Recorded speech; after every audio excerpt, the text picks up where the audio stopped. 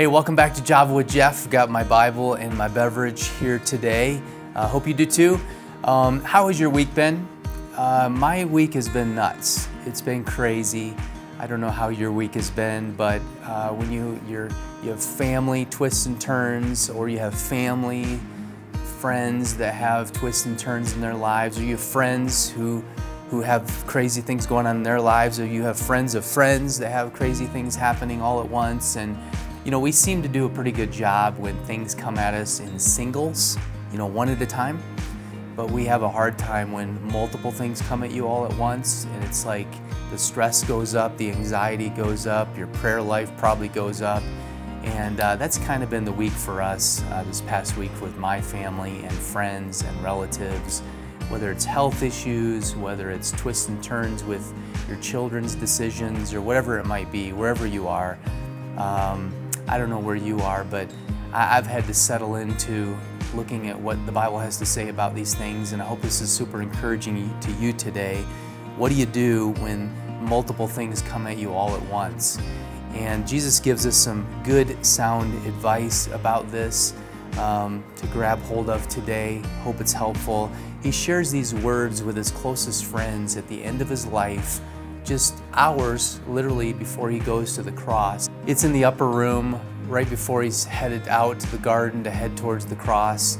Here's what he says in John chapter 16, verse 33.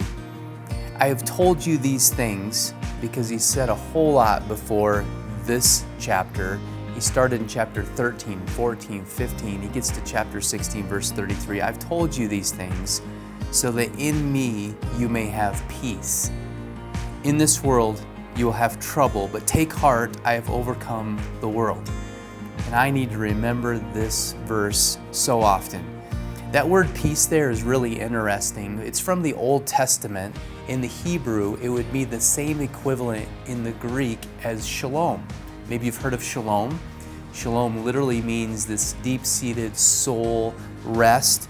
It is this wholeness, this flourishing that happens in your life. It's not just, hey, I hope you have a peaceful day, but it's like deep down in your soul kind of peace. Well, the Greek word for that, which was taken from shalom in Hebrew, is eirene. Eirene, it's the Greek equivalent to shalom.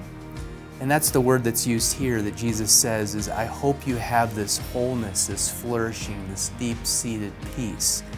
Even though the world is going to throw things at you, there's going to be trouble, it's going to be hard, it's going to come at you all at once when you didn't expect it, you're not going to know what to do. And Jesus says to his closest followers as he's heading towards the cross to take heart because he's overcome the world. And at the end of the day, that's all we have. That's all we have when bad things happen, when difficulty comes, when you're challenged, when you don't want to be patient, when you need to endure. You need to have a kind of peace that Jesus gives us because he's risen from the grave. He's overcome the world. And that gives me all the hope in the world that I need to keep going, to be sustainable, to keep going. I hope it does for you too. So be comforted today, be encouraged today, and we'll see you next week.